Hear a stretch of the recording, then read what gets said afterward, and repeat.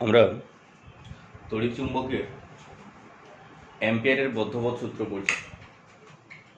তড়িৎ চুম্বকে অ্যাম্পিয়ারের বদ্ধপদ সূত্র। ধরো এটা একটা বদ্ধপদ, এই বদ্ধপথে তড়িৎ প্রবাহ হচ্ছে, এই বদ্ধপথে একটা তড়িৎ প্রবাহ হচ্ছে এইভাবে।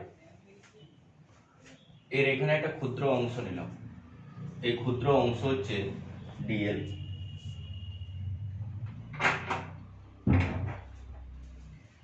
এই ডিএল এ যদি আমরা স্পর্শক টানি, এই দিকটা হচ্ছে ডিএল ভেক্টর।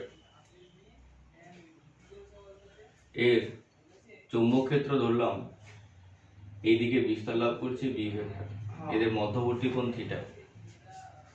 এদিকে চৌম্বক ক্ষেত্র বি ভেক্টর ক্রিয়া করছে, এদিকে ডিএল ভেক্টর ক্রিয়া করছে, এদের মধ্যবর্তী কোণ থিটা। আমরা অ্যাম্পিয়ারের বদ্ধপদ সূত্রের সাহায্যে চৌম্বক ক্ষেত্র ভেক্টর নির্ণয় করতে যাচ্ছি, বি এর মান নির্ণয় করব। এটা আরেকটা ফর্মুলা, আমরা যেমন বায়োসাভার্ট সূত্র পড়েছি, এটা আরেকটা ফর্মুলা। বলছে কোনো বদ্ধপথ বরাবর যদি তড়িৎ প্রবাহ হয়, এই যে বদ্ধপথ বরাবর তড়িৎ প্রবাহ হচ্ছে, যদি এরকম তড়িৎ প্রবাহ হয়, তাহলে এখানে অ্যাম্পিয়ারের বদ্ধপথ সূত্র বলছে যে চৌম্বক ক্ষেত্র ভেক্টর বি আছে, এই চৌম্বক ক্ষেত্র ভেক্টর বি এর পথ সমাকলন, বদ্ধপথ সমাকলন, ইন্টিগ্রেশন তোমরা গণিতে পড়ে থাকবে। বদ্ধপথ সমাকলন বলতে, বদ্ধপথ কথার অর্থ এটা পুরোটা একটা বদ্ধ অংশ আছে বলে এটা বদ্ধপথ। এর পথ সমাকলের মান মানে কার পথ সমাকলন? বদ্ধ পথের চৌম্বক ক্ষেত্র ভেক্টরের পথ সমাকলন। পথ মানে লাইন, লাইন ইন্টিগ্রাল। তাহলে চৌম্বক ক্ষেত্র ভেক্টর বি, তার পথ সমাকলন B vector dot DL vector. এটা কার সঙ্গে সমান হয়? মিউ জিরো আই সঙ্গে সমান হয়। মিউ জিরো হচ্ছে শূন্য মাধ্যমে চৌম্বক ভেদ্যতা এবং ওই বদ্ধপথে যে প্রবাহটা হচ্ছে তাদের গুণফলের সঙ্গে সমান। কোনো বদ্ধপথ বরাবর তড়িৎ প্রবাহ হলে চৌম্বক ক্ষেত্র ভেক্টর যে সৃষ্টি হয় তার পথ সমাকলের মান, বদ্ধপথ সমাকলের মান ওই বদ্ধপথ বেষ্টিত তড়িৎ প্রবাহ এবং শূন্য মাধ্যমে যে চৌম্বক ভেদ্যতা আছে তার গুণফলের সমান।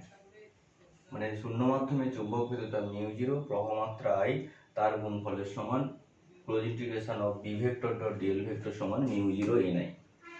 যেহেতু বদ্ধপদ আছে এখানে একটা গোল সাইন দেব, যেহেতু বদ্ধপদ আছে এখানে একটা গোল সাইন দেব। তাহলে এটাই হচ্ছে অ্যাম্পিয়ারের বদ্ধপদ সূত্র, close integration of B vector dot DL vector সমান মিউ জিরো আই। যদি এখানে B vector dot DL vector থাকে, একে যদি আমরা ভেক্টর হিসেবে প্রকাশ করি, এর জায়গায় আমরা বি ডিএল কস থিটা লিখতে পারি, বি ডিএল কস থিটা। প্রয়োগের সময় লাগবে। এখানে আরেকটা জিনিস দেখো, এখানে মিউ জিরো আই আছে, এই মিউ জিরো আই এর ক্ষেত্রে এখানে যে প্রবাহটা হচ্ছে, যে পাক সংখ্যা, এখানে কটা পাক আছে? একটা পাক। যেহেতু একটা পাকে প্রবাহ হচ্ছে তাই এখানে আই। যদি পাক সংখ্যা বেশি থাকে, এন সংখ্যক পাক, এন সংখ্যক পাকের ক্ষেত্রে এই প্রবাহটা এনআই হবে। এন সংখ্যক পাকের ক্ষেত্রে এই ফর্মুলাটা লিখবো, close integration of B vector dot DL vector equals to mu zero N I. N সংখ্যক পাকের ক্ষেত্রে অ্যাম্পিয়ারের বদ্ধপদ সূত্র আমরা লিখব, close integration of B vector dot DL vector সমান mu zero N I.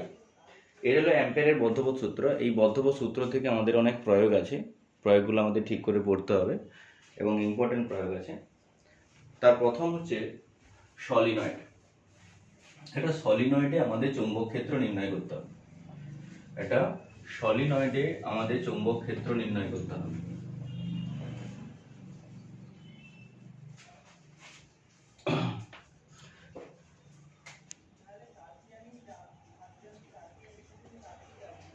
Solenoid, solenoid কি দেখো, একটা দণ্ড চুম্বক বা একটা চোঙাকৃতি চুম্বক। এই যে ধরো এটা একটা পেন, এই পেনটা চোঙাকৃতি চুম্বক ধরলাম, বা একটা দণ্ড চুম্বক যদি থাকে, তাকে আমরা কি করবো, তার দিয়ে এরকম করে অন্তরিত করব, জড়াবো।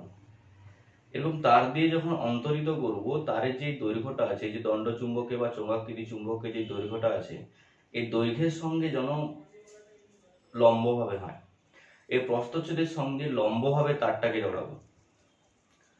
তখন এর অভ্যন্তরে যে একটা কুণ্ডলীকৃত অংশ পাবো, একটা ছোট্ট কুণ্ডলীকৃত অংশ পাবো, সেই কুণ্ডলীকৃত অংশটাকেই বলবো আমরা সলিনয়েড।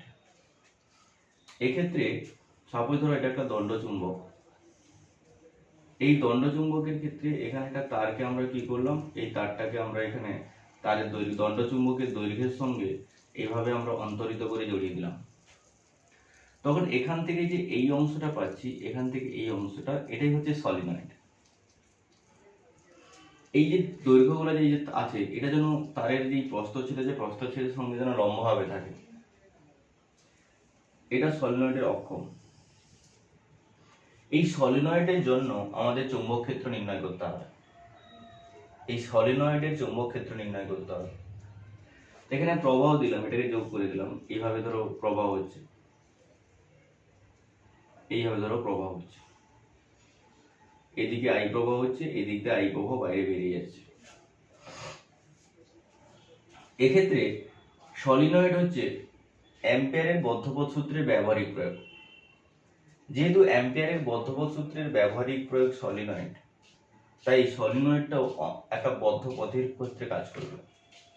অ্যাম্পিয়ারের বদ্ধপদ সূত্র যেমন বদ্ধ পথের ক্ষেত্রে কাজ করে, তাহলে এখানে সলিনয়েডও বদ্ধ পথের ক্ষেত্রে কাজ করবে। একে আমরা একটা বদ্ধ পথ কল্পনা করে নিলাম, এখানে একটা বদ্ধ পথ কল্পনা করলাম। এই সলিনয়েডের এই বাহুটা হচ্ছে পি কিউ, এটা আর, ধরো এটা পি কিউ আর এস একটা বদ্ধ পথ কল্পনা করলাম। এই বদ্ধ পথের জন্য আমরা এখানে চৌম্বক ক্ষেত্র নির্ণয় করব। এই বদ্ধ পথের জন্য আমরা এখানে চৌম্বক ক্ষেত্র নির্ণয় করব। দেখো প্রবাহটা এই অক্ষের উপরই কেবলমাত্র হচ্ছে, বাইরের কোনো বিন্দুতে হচ্ছে না। আমরা যদি এখানে এর অভ্যন্তরে কোনো অংশে একটা, যদি এই তারের দৈর্ঘ্যের উপরে যদি আমরা ক্ষুদ্রাংশ ধরি, এই তারের দৈর্ঘ্যের উপরে যদি আমরা কোনো ক্ষুদ্রাংশ ধরি, সেই ক্ষুদ্রাংশের স্পর্শক কোন দিকে হবে, ক্ষুদ্রাংশের স্পর্শক এই দিকে হবে, এটাকে বলছি ডিএল ভেক্টর। তারের দৈর্ঘ্যের উপরে প্রস্থচ্ছেদের উপরে যদি আমরা কোনো ক্ষুদ্রাংশ নিই, এখানে ক্ষুদ্রাংশ এটা নিয়েছি, এর স্পর্শক কোনটা, এটা।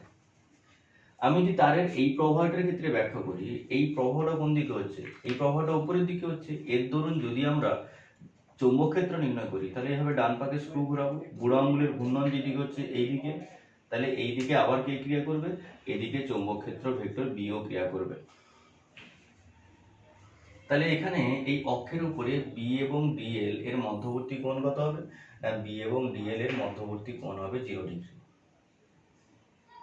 ঠিক আছে, এবার আমরা এই প্রবাহটার ক্ষেত্রে যদি ধরতাম, তাহলে এদিকে হতো, এদিকে বি আর ডিএল হতো, তখন তার ক্ষেত্রে মধ্যবর্তী কোণ 0 ডিগ্রি। কিন্তু এই অংশে যদি আমরা ডিএল ধরি, এই অংশে যদি ডিএল ধরি, এখানে যদি আমি একটা ক্ষুদ্র ডিএল ধরি, মানে এই পি এস কিউ আর রেখার উপরে এটা ডিএল, তাহলে চৌম্বক ক্ষেত্র তো এই দিকে, তাহলে চৌম্বক ক্ষেত্রের সঙ্গে ডিএল এর মধ্যবর্তী কোণ এই ক্ষেত্রে কত হবে, 90 ডিগ্রি থিটা। এই ক্ষেত্রে মধ্যবর্তী কোণ কত হবে, থিটা 90 ডিগ্রি। আর এখানে প্রবাহ যেহেতু এইদিকে হচ্ছে, প্রবাহটা এই অক্ষের উপরেই কেবলমাত্র সীমাবদ্ধ আছে, তাহলে এখানে এই যে এস আর, এই এস আর দৈর্ঘ্যে প্রবাহটা নিয়ার ইকুয়ালস টু 0, প্রায় প্রবাহ হয়নি বলতে গেলে, প্রায় প্রবাহটা হয়নি, 0। এখন এইসব কিছু কন্ডিশনটা অ্যাপ্লাই করার পরে আমরা এই পি কিউ আর এস, এই যে বদ্ধ পথ আছে, এই বদ্ধ পথে আমরা চৌম্বক ক্ষেত্র নির্ণয় করব। তাহলে পি কিউ আর এস এই বদ্ধ পথে চৌম্বক ক্ষেত্র নির্ণয়ের জন্য পুরোটাতে আমরা অ্যাম্পিয়ারের বদ্ধপদ সূত্র প্রয়োগ করছি। পুরোটার জন্য চৌম্বক ক্ষেত্র close integration B vector dot DL vector equals to, এই বি ডট ডিএলটা কার জন্য, না পুরোটার জন্য, পুরো বদ্ধপথের জন্য, সমান integration B vector dot DL vector, এটা কতটুকুর জন্য, এইটুকুর জন্য, P Q plus Q R, close integration নয়, সরি, জাস্ট এমনি integration B dot DL Q R, এটার জন্য। আচ্ছা, এটা দিচ্ছে PS, B vector dot DL vector, এটা হচ্ছে পিএস, প্লাস ইন্টিগ্রেশন এস আর এর জন্য B vector dot DL vector, এটা হচ্ছে এস আর। তাহলে এখানে দেখো একটা একটা আমি ব্যাখ্যা করছি। এখানে যদি এটার ক্ষেত্রে বলি বি ডট ডিএল, কোনটার জন্য, এটার জন্য, তাহলে এর ক্ষেত্রে বি ডট ডিএল লিখলে কি হবে, বি ডট ডিএল এখানে আই জিরো, আমরা জানি close integration B dot DL equals to mu zero I, তাহলে এখানে আই এর মান নগণ্য, তার মানে এর মানটা কত পাবো, এর মানটা 0 পাবো।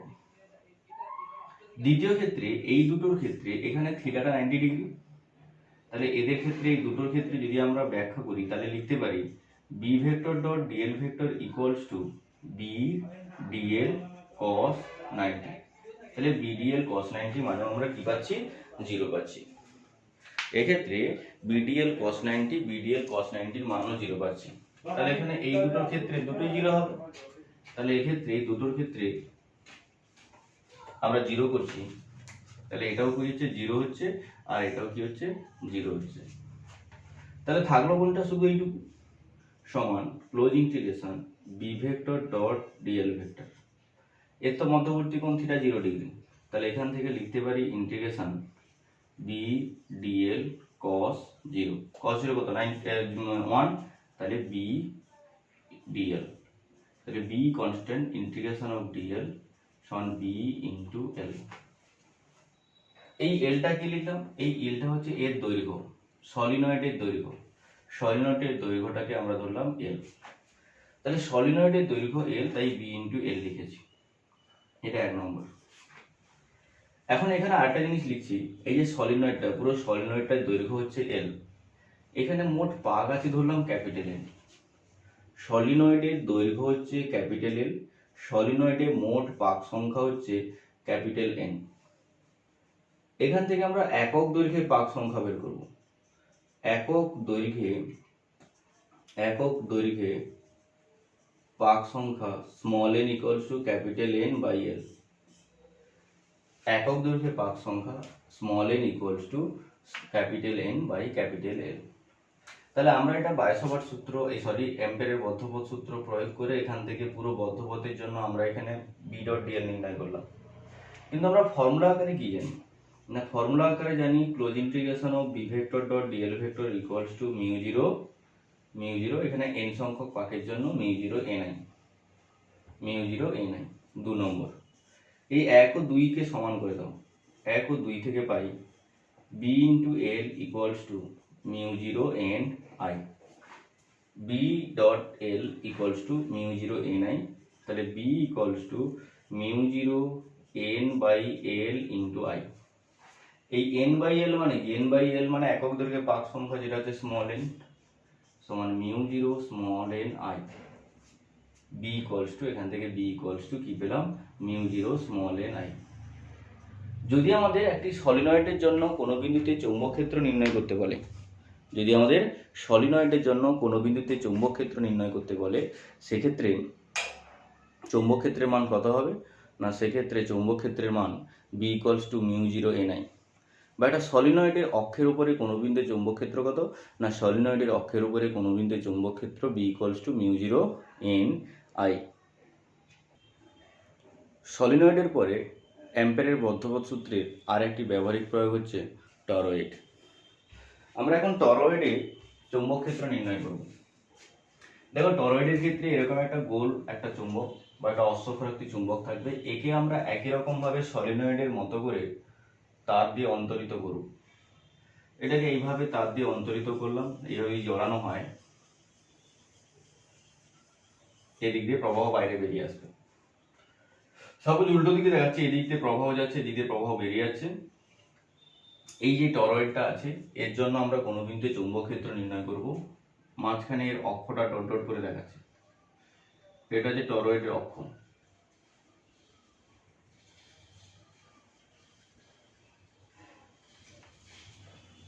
এখানে আই প্রবাহ হচ্ছে, এর কেন্দ্রে চৌম্বক ক্ষেত্র নির্ণয় করব। টরয়েডের জন্য চৌম্বক ক্ষেত্র নির্ণয় করব। এর কোন একটা ক্ষুদ্রাংশ ধরে নাও, ধরো যে কোনো বিন্দুতে, ধরো এখানে আমি একটা ক্ষুদ্রাংশ ধরলাম ডিএল, তাহলে এর স্পর্শক কোণ দিতে হবে, এইদিকে ডিএল ভেক্টর। আমি যদি এই বিন্দুতে এখানে যে প্রবাহ প্রতি একক দৈর্ঘ্যে প্রবাহটা সবসময় যে তারটা কি হয়, তারের দৈর্ঘ্যের সঙ্গে লম্বভাবে জড়াতে হয়, তাহলে এখানে যদি আমি ডান পাকে স্ক্রু ঘোরাই, তাহলে এর ঘূর্ণন কোন দিকে হবে, এইভাবে, মানে যেদিকে বি ভেক্টর আছে সেই দিকে, যেদিকে ডিএল ভেক্টর আছে সেই দিকে বি ভেক্টর থাকবে। আমি সেখানে ক্যালকুলেশন করি, এখানে যদি ক্ষুদ্র অংশ ধরি, তাহলে এখানে ডিএল যেদিকে থাকবে, এখানে এই তারের জন্য এই যে প্রবাহটা হচ্ছে ডান পাকে স্ক্রু ঘোরালে চৌম্বক ক্ষেত্র কোন দিকে থাকবে, এই দিকে থাকবে। তাহলে এক্ষেত্রে বি ভেক্টর এবং ডিএল ভেক্টর, চৌম্বক ক্ষেত্র ভেক্টর এবং ক্ষুদ্রাংশ পরস্পর কত কোণে থাকবে, পরস্পর 0 ডিগ্রি কোণে থাকবে। এর ব্যাসার্ধ হচ্ছে আর, তাহলে এর পরিধির দৈর্ঘ্য কত 2 পাই আর। তাহলে এর পরিধি কত না, পরিধি হচ্ছে এখানে 2 পাই আর। মোট পাক সংখ্যা ক্যাপিটাল এন, মোট পাক সংখ্যা ক্যাপিটাল এন। তাহলে একক দৈর্ঘ্যে পাক সংখ্যা কত না, এক্ষেত্রে একক দৈর্ঘ্যে পাক সংখ্যা small N equals to capital N by 2 pi R. এবার পুরো টরয়েডটার জন্য চৌম্বক ক্ষেত্র নির্ণয় করব অ্যাম্পিয়ারের বদ্ধভূত সূত্রের সাহায্যে। মোট চৌম্বক ক্ষেত্র close integration B vector dot DL vector equals to B close integration B DL cos 0 1, তাহলে বি ইন্টিগ্রেশন অফ ডিএল সমান বি ইন্টু এল।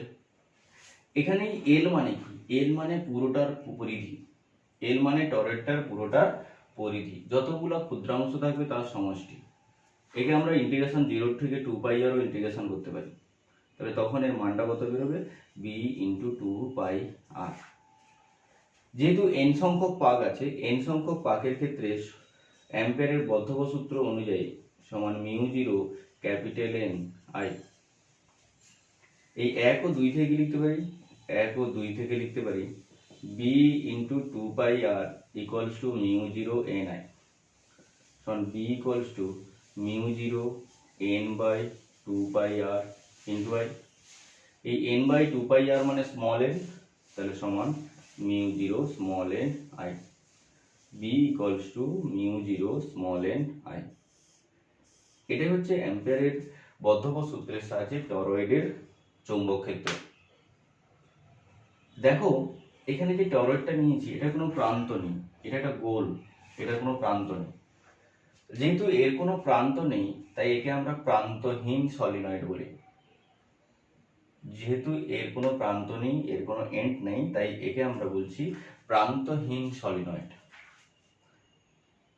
মানে প্রথমটা এমনি সলিনয়েড, যদি প্রান্তহীন সলিনয়েডের চৌম্বক ক্ষেত্র নির্ণয় করতে বলে সেক্ষেত্রে আমাদের এই টরয়েডের ক্যালকুলেশন করতে হবে, যেন মনে থাকে, খুব ইম্পর্টেন্ট কোশ্চেন দুটোই। এবার এই যে আমরা প্রমাণ করলাম সলিনয়েড টরয়েড, এর অভ্যন্তরে ধরো বায়ু মাধ্যম আছে, আমরা তো বায়ু মাধ্যম ধরে ক্যালকুলেশন করেছি। বায়ু মাধ্যম ছাড়া অন্য কোনো মাধ্যমও থাকতে পারে, বায়ু মাধ্যম ছাড়া অন্য কোনো মাধ্যমও থাকতে পারে, যেই মাধ্যম থাক না কেন প্রত্যেকে আমরা বলবো কি তার সলিনয়েড বা টরয়েডের মজ্জা বলা হয়। এর অভ্যন্তরে যা থাকবে তাই কি বলা হবে, সলিনয়েড বা টরয়েডের মজ্জা। যে মাধ্যমটা থাকে তাকেই বলা হয় তার মজ্জা। এই যে অ্যাম্পিয়ারের বদ্ধভূত সূত্র পড়লাম, এই অ্যাম্পিয়ারের বদ্ধভূত সূত্র কোন কোন ক্ষেত্রে প্রযোজ্য না, এই যে প্রবাহ হচ্ছে এই প্রবাহটা স্থির মানের প্রবাহ হবে, যেন পরিবর্তনশীল প্রবাহ না হয়, একটা কনস্ট্যান্ট যেন প্রবাহ যেন এর মধ্য দিয়ে প্রবাহ হয়, স্থির তড়িৎ, মানে স্থির মানের তড়িৎ, নট স্থির তড়িৎ, স্থির মানের যদি প্রবাহ হয়, প্রবাহ যাতে পরিবর্তন না হয় সেই রকম প্রবাহের ক্ষেত্রেই কেবলমাত্র অ্যাম্পিয়ারের বদ্ধভূত সূত্র প্রযোজ্য। যে ক্ষেত্রে প্রবাহ পরিবর্তন ঘটে সেক্ষেত্রে অ্যাম্পিয়ারের বদ্ধভূত সূত্র প্রযোজ্য হয় না। প্রবাহ কনস্ট্যান্ট থাকলে তবেই অ্যাম্পিয়ারের বদ্ধভূত সূত্র প্রযোজ্য হয়। এখন আমরা নতুন টপিক পড়ছি, চৌম্বক বল। চৌম্বক বল, ম্যাগনেটিক ফোর্স।